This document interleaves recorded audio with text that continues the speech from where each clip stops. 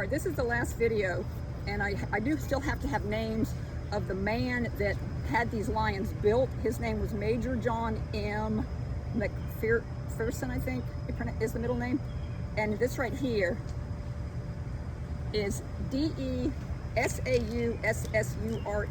and he had them in front of his mansion. He was a French Huguenot, and he had them in front of his mansion called the Lusana. And so the man, I made this because I really didn't want to forget to say this, but these Grand Gants were the first people to come into the backcountry of South Carolina and start a town. And they gave their blood, sweat, and tears and became victims of Joseph Kershaw. Now, that sounds a little stiff, but I have a star by it. And I also said I wanted to talk about when Jesus was born.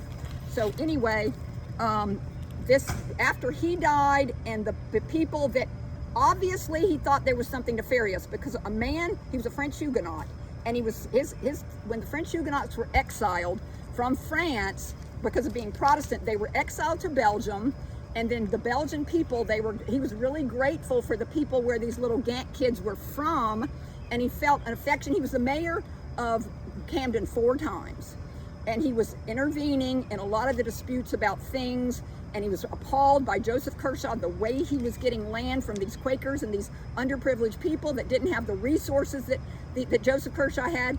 And he was really, I mean, I can say it all day long what my opinion is, but the man brought the family of the Gants symbolism in statue. I want to put my leg up so bad. He brought that to Camden and brought these statues there that were there for like 200 years.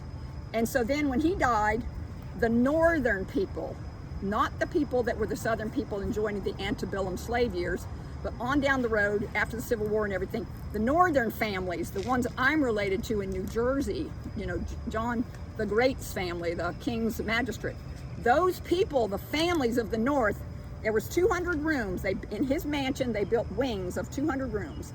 And those people were coming to Camden as the winter colony.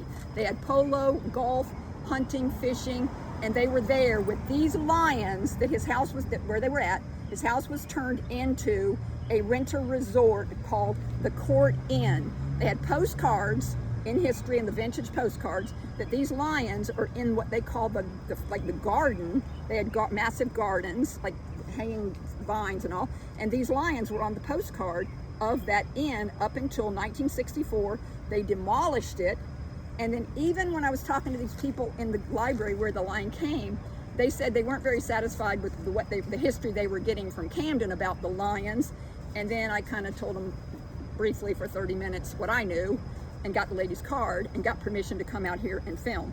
And so the only other thing that I have written down, to be sure I say, is nothing.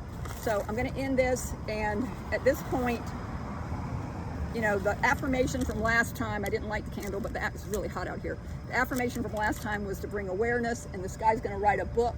And all I can say is these videos, anybody that wants to somehow monetize all of this history and do something with it and write it down and, you know, document this, call it the first decade of Camden, South Carolina, the factual first decade, which then would have shown what Camden could have been and what South Carolina could have been if it hadn't turned out to be the vision that Joseph Kershaw came up with of being a slave owner.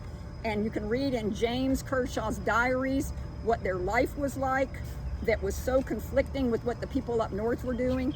And on that, as a wrap, that this information, my posters and everything, doesn't have any copyright to it.